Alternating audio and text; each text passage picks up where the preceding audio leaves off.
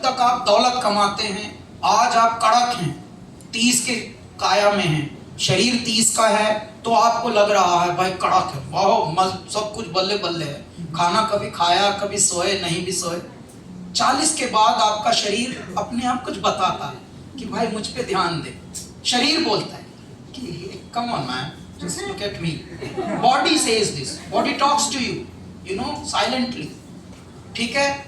उसके बाद by the time you earn money, by the time you know touch your dreams, that oh yeah I've touched the sky man, I'm on cloud 9, I'm a millionaire, I'm this air, पता नहीं कौन सा air। by the time you are there, पता है आप क्या होते हैं, आपके अंदर की मणि निकल जाती है, शरीर आपका वो था ही नहीं जो उस वक्त जब चले थे आप, वो कुछ और रह गया। अब आप कुरकुरा गए हैं और अब आप कुरकुराते हुए बोल रहे हैं यार my son is in London and daughter is in Canada. भाई तू कहाँ है?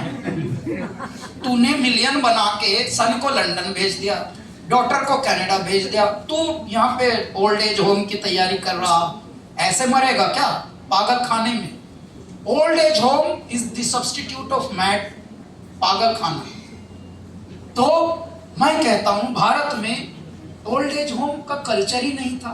हमारे यहाँ संयुक्त परिवारों में बुजुर्ग को रखा जाता था, बड़ों को, उनकी सेवा होती थी, बच्चे होते थे, अगली पीढ़ी होती थी, दादा दादी होती थी, नाना नानी होती थी।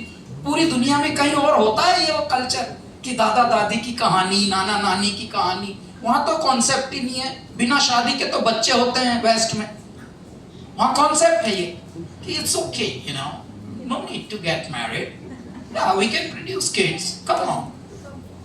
जब दुनिया ऐसी है और यहाँ ऐसी है तो ये हम क्या कमा रहे हैं, किसके पीछे भाग रहे हैं?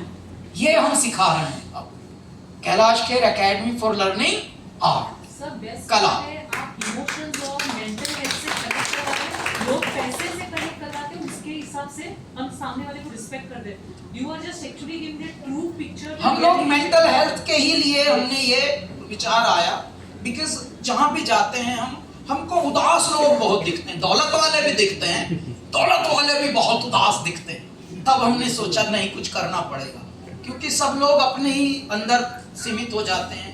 या खुदा मुझे ऐसी खुदाई न दे कि अपने सिवा कुछ दिखाई न दे। अभी मेरे पास भी चॉइस है, हमारे करियर को अभी 20 साल भी नहीं हुए, मैं भी जाके मस्त हो सकता हूँ, अपने फार्म हाउस बना सकता हूँ, अपने और विला बना सकता हूँ। मुझे क्या जरूरत है एक एकेडमी बनानी, कर्ज लेके हम चले जाएंगे, परंतु ये लेगेसी रह जाएगी।